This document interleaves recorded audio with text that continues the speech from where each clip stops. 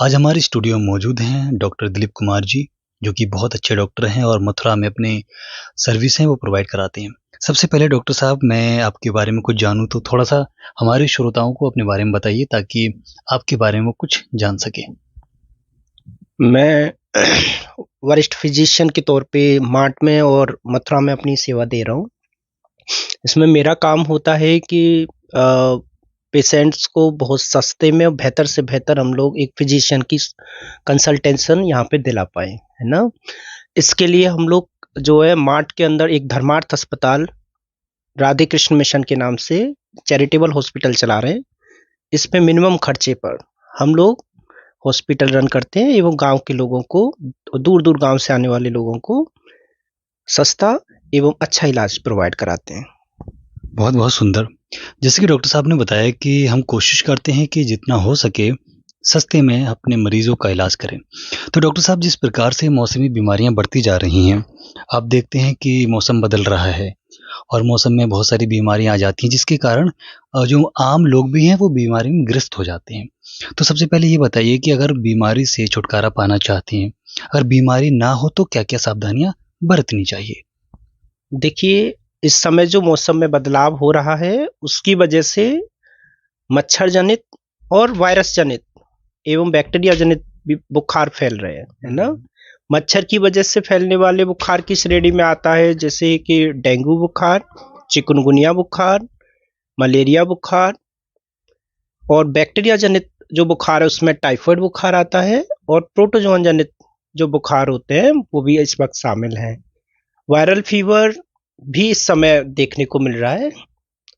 जो मलेरिया जनित बुखार वाली जो बात है उसमें हमें बेहद ध्यान रखना चाहिए कि घर के अंदर मच्छर पनपने से हम बचाएं, है ना? इसके अलावा दूषित खान-पीन खाने से बचें, रखा हुआ खाना ना खाएं एवं साफ सुथरे हाथों से हम लोग खाना पकाएं एवं हमें स्वच्छता के साथ में खाने को सुरक्षित रखना है और उसे सर्व करना है। जैसे कि डॉक्टर साहब हमारे साथ मौजूद हैं और इन्होंने बताया कि किस प्रकार से बीमारियों से हम छुटकारा पा सकते हैं। तो डॉक्टर साहब आपने ये तो बता दिया कि बीमारियाँ कैसे फैलती हैं और ज़्यादातर कई बार क्या होता है कि हम खान-पीन में थोड़ा ध्यान नहीं दे पाते। हम तला-भुना खाना शुरू कर देते हैं जिसके कारण हमें बहुत सारी बीमारियाँ हमारे पेट में हो जाती हैं और जब पेट में होती है तो सारी बीमारियों का जो गढ़ है वो पेट है। कोई ऐसा शुद्ध खाना बताइए जो कि हम लोग खाएँ बीमारियों को देखते हुए? देखिए, हम लोगों को अपनी जो डाइट है वो बैलेंस रखना है ना? इसे हम लोग बैलेंस डाइट बोलते हैं। इसके अंदर क्या है, आपको प्रोटीन, फैट एवं विटामिन्स, है ना? प्रोटीन, फैट और विटामिन्स एंड ग्लूकोज, इसको आपको मेंटेन करके चलना है। अगर आप केवल ग्लूकोज की डाइट ले रहे हैं, आप फैट और प्रोटीन्स कम ले रहे हैं, तब भी आपका बॉडी सिक होगा। अगर आप दूसरे 2 फैक्टर हैं उसमें भी कोऑर्डिनेट नहीं कर पा रहे हैं, तो आपकी डाइट को बैलेंस नहीं कहा जा सकता।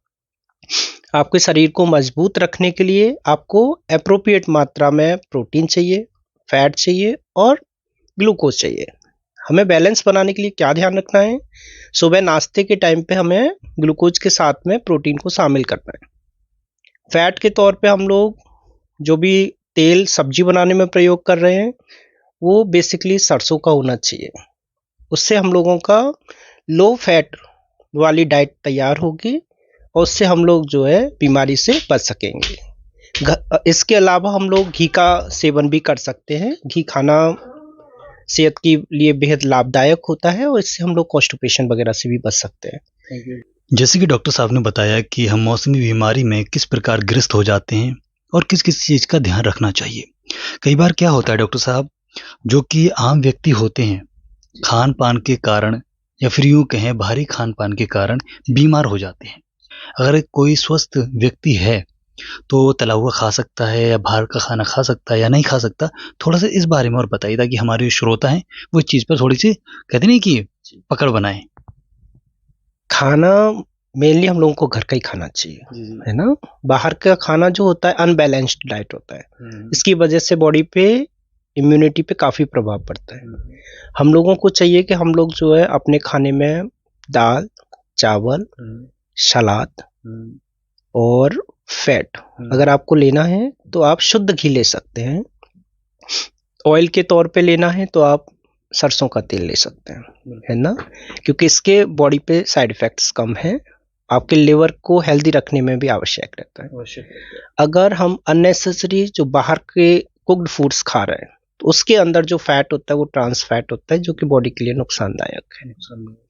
इसलिए हम लोगों का समय पे नाश्ता होना चाहिए, समय पे खाना होना चाहिए, और हम लोगों का जो है डिनर, जो रात का खाना है, वो भी समय पे होना चाहिए। तो बॉडी को चाहिए, बॉडी का एक क्लॉक होता है, एक सर्केडियन रिदम होता है कि उसी टाइम पे अगर आप उसको प्रोवाइड करा रहे हैं तो इम्यूनिटी के लिहाज से बहुत अच्छा रहता है। जी। जिस प्रकार से हमारे डॉक्टर साहब ने बताया, दिलीप जी ने, कि अगर आप खाना टाइम से खाते हैं और टाइम से सोते हैं तो आप अच्छे रहेंगे। कई बार क्या होता है डॉक्टर साहब, आजकल ना लोगों में देखा जाता है कि थोड़ा लेट सोते हैं। आप देखते हैं कि सोशल मीडिया का दौर चल रहा है, कुछ 2 बजे सो रहे हैं, 3 बजे सो रहे हैं, फिर मॉर्निंग के टाइम लेट उठते हैं। और इसके नुकसान क्या-क्या हो सकते हैं, ज़्यादा मोबाइल चलाने से और ज़्यादा जगने से? डिजिटल मीडिया अच्छा प्लेटफॉर्म है, लेकिन इसका अगर हम टाइम के अकॉर्डिंग यूज नहीं कर रहे हैं तो नुकसानदायक भी होता है ना। बॉडी के अंदर स्लीप अवेक साइकिल होता है। इसमें क्या होता है, हमारे ब्रेन के अंदर ग्लैंड्स होती है, पिनियल ग्लैंड, इसे बायोलॉजिकल क्लॉक बोला जाता है। ये बॉडी का 24 घंटे का पूरा रिदम सेट करती है। अगर इसके अंदर के निकलने वाले हार्मोन्स को डिस्टर्ब कर दिया जाए, डिस्टर्ब कब होता है, जब खाने के समय पे हम लोग कुछ और कर रहे हैं, किसी और टाइम पे हम लोग खाना खा रहे हैं, तो फिर इसमें जो हमारा ग्लैंड होता है उसको एडजस्ट करने में बहुत दिक्कत होता है। उसकी वजह से हमारे शरीर में हार्मोनल इम्बैलेंस और डिसबैलेंस जैसी कंडीशंस क्रिएट हो जाती हैं, और उसके फलस्वरूप क्या होता है, हम लोग ज़्यादा बीमार पड़ते हैं। इसके अलावा बहुत सारे लोगों में अनिद्रा, नींद ना आना, एंजाइटी रहना, डिप्रेशन होना, काम करने में मन ना लगना, बार बार जो है बीमार होना, खान पीन का ख्याल ना रखना, ओवर स्ट्रेस कंडीशन, इस तरह का माहौल होता है। इसके लिए ज़रूरी है कि हम लोग समय से सोएं, समय पे खाना खाएं, एवं खाना जो है हम लोगों का हेल्दी होना चाहिए, हम लोग का बैलेंस डाइट होना चाहिए, जिसमें प्रोटीन, फैट एवं कार्बोहाइड्रेट तीनों एप्रोप्रिएट मात्रा में होने चाहिए। जिस प्रकार से हमारे डॉक्टर साहब ने बताया कि खान-पीन कितना ज़रूरी है, अगर आप लेट सोते हैं तो उसके हानिकारक कारण क्या-क्या हो सकते हैं। तो डॉक्टर साहब, देखा जाता है कि जैसे कि मलेरिया बढ़ रहा है, बुखार बढ़ रहा है, फ़ीवर बहुत ज़्यादा लोगों को हो जाता है कि 10 दिन तक जाता नहीं है। तो मलेरिया क्यों बढ़ रहा है और जो फ़ीवर आ रहा है इस टाइम, वो क्यों? अगर आपको लो ग्रेड बुखार है, हल्का बुखार है, तो हमें उसे भी नज़रअंदाज नहीं करना चाहिए। आपको हाई ग्रेड फीवर आ रहा है तो आपको फिजिशियन कंसल्टेशन अर्जेंट में लेना होगा। इसके अलावा अगर आप जो है बुखार से कई दिन से पीड़ित हैं, तो फिर डॉक्टर साहब के अनुरूप आपको जांचें करानी चाहिए, जिससे कि आपकी बीमारी को पता करा जा सके और आपको एप्रोप्रिएट इलाज मिल सके। और नज़दीकी पढ़े लिखे अच्छे डॉक्टर्स पे आप दिखाइए, ताकि आपको एप्रोप्रिएट इलाज उस समय पे मिल जाए जब इन्फेक्शन आपका कम है। जी। थैंक यू डॉक्टर साहब। हमारे साथ डॉक्टर साहब जुड़े हुए हैं जिनका नाम है दिलीप जी। तो डॉक्टर साहब, जाते-जाते हम आपसे लास्ट क्वेश्चन पूछेंगे कि आप मथुरा में कहाँ सर्विस देते हैं? अगर कोई आपके यहाँ आना चाहता है तो कितने पैसे आप लेते हैं? ज़्यादा चार्ज तो नहीं करते? देखिए, मथुरा में मैं 2 स्थानों पे सेवा देता हूँ। एक श्री राधे कृष्ण मिशन स्वास्थ्य सेवाश्रम, जो कि चैरिटेबल हॉस्पिटल है, मार्ट में है। यहाँ पे 300 रुपये हॉस्पिटल का फीस रहता है और 24 घंटे मरीजों को इलाज मिलता है। मैं समझता हूँ कि ये मथुरा के किसी भी क्षेत्र में चल रहे अस्पतालों में सबसे सस्ता और MBBS डॉक्टरों युक्त अस्पताल है, जहाँ पे आपको कम पैसे के अंदर बेहतर से बेहतर इलाज मिलता है। दूसरा, मैं मथुरा में भी सेवा देता हूँ। मथुरा में जो सेवा देता हूँ वो जीवन ज्योति हॉस्पिटल एवं ट्रॉमा सेंटर कृष्णानगर में सेवा देता हूँ, लेकिन वहाँ पे मेरी फीस होती है। वहाँ पे मेरा जो कंसल्टेशन चार्ज रहता है वो 300 रुपये प्रति पेशेंट रहता है।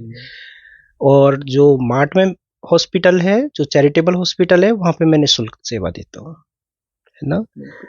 और जो पेशेंट्स के हित में होता है वही काम करा जाता है, और दूर दूर से लोग पूरे मार्ट क्षेत्र के अंदर इस अस्पताल में आते हैं और एक जेन्युइन इलाज उनको मिल पाता है और बड़ी बीमारी होने से बच जाते हैं।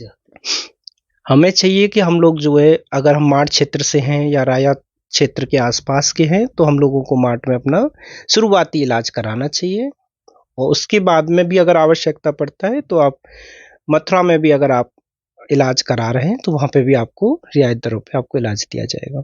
जैसे कि हमारे साथ डॉक्टर दिलीप जी जुड़े हुए हैं, तो डॉक्टर साहब हमारे साथ जुड़ने के लिए हमारी टीम की तरफ से आपका भी धन्यवाद। मुझे भी काफ़ी अच्छा लगा सिटी एफएम के बारे में जब मुझे पता चला कि समाज के लिए और एक समाज में जागरूकता लाने के लिए स्वास्थ्य के प्रति आप इतने सजग हैं, इसलिए मैं अपना समय निकाल के आप लोगों से जुड़ा और मुझे बहुत अच्छा लगा। मैं भविष्य में भी आपके साथ जुड़ा रहूँगा।